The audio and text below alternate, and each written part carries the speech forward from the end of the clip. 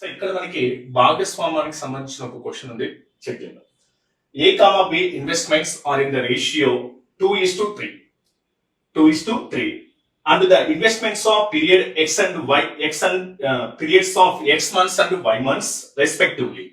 If the profit of the business 3,500 rupees, B share is 1,500 rupees, then what is the ratio of X and Y? A మరియు B లో A, B లు యొక్క పెట్టుబడుల నిష్పత్తి 2:3. వారి పెట్టుబడుల యొక్క కాల వ్యవధులు వరుసగా ఎక్స్ మరియు వై నెలలు. ఒకవేళ వ్యాపారం యొక్క మొత్తం లాభం 3,500 మరియు బి యొక్క వాటా 1,500 అయితే అప్పుడు X/Y యొక్క నిష్పత్తి ఎంత? బట్ ఇప్పుడు ఏంటమ్మా సింపుల్ గా క్వశ్చన్ మనకి ఏంటి, ఇక్కడ ఇన్వెస్ట్మెంట్ రేషియో ఇచ్చాడు మనకి. ఓకేమ్మా, సో ఇప్పుడు ఏంటమ్మా మనం ఫైండ్ అవుట్ చేయాల్సింది ఏంటమ్మా, కాల వ్యవధులు అడిగాడు. బట్ కాల వ్యవధులు వాళ్ళకి ఈ టాపిక్ లో ఏంటమ్మా మనకి, సో ప్రాఫిట్ ఈక్వల్ ఏంటమ్మా ఫార్ములా మనకు ఇన్వెస్ట్మెంట్ ఇంటూ టైం, లాభం ఈక్వల్ ఏంటమ్మా పెట్టుబడి ఇంటూ కాలం కావాలి.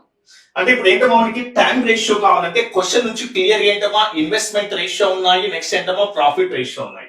సో ఇన్వెస్ట్మెంట్ రేషియో ఎంతమ్మా మనకి, సో ఇన్వెస్ట్మెంట్ రేషియో ఇస్తున్నాడు, ఇన్వెస్ట్మెంట్ రేషియో 2:3.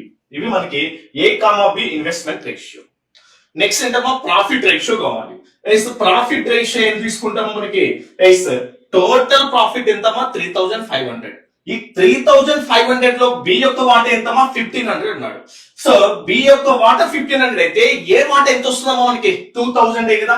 సో ఏ వాటా ఎంతమ్మా మనకి 2,000, టోటల్ ఎంతమ్మా మనకి, సో 3,500. ఏ వాటా ఎంతమ్మా 2,000. సో బి వాటా 1,500. 3,500 నుంచి 1,500 కొత్త పడుతుంది రిమైనింగ్ 2,000. నెక్స్ట్ ఎంత మనకి ఇక్కడ 1,500. ఇక్కడ 2 zeros ఏమవుతుందమ్మా క్యాన్సిల్ అవుతుంది. 5 లో ఎన్ని టైమ్స్ అమ్మా 4 టైమ్స్, 5 ఎంతమ్మా 3 టైమ్స్. అంటే వాటి ప్రాఫిట్ రేషియో ఎంతమ్మా మనకి ఇక్కడ 4:3. ఇప్పుడు మనకి ఇన్వెస్ట్మెంట్స్ ఉన్నాయి, ప్రాఫిట్ ఉన్నాయి కాబట్టి మనం ఏం ఫైండ్ అవుట్ చేయొచ్చు, కాల వ్యవధుల నిష్పత్తి ఫైండ్ అవుట్ చేస్తున్నా. దెన్ టైం ఈక్వల్ ఏంటమ్మా మనకి profit by investment.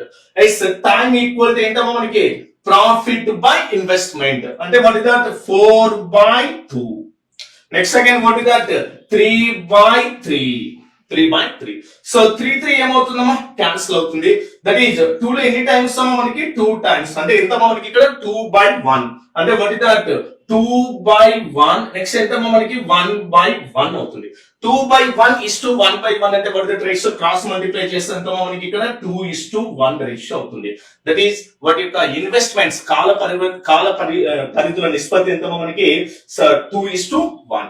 So what is that answer 2:1.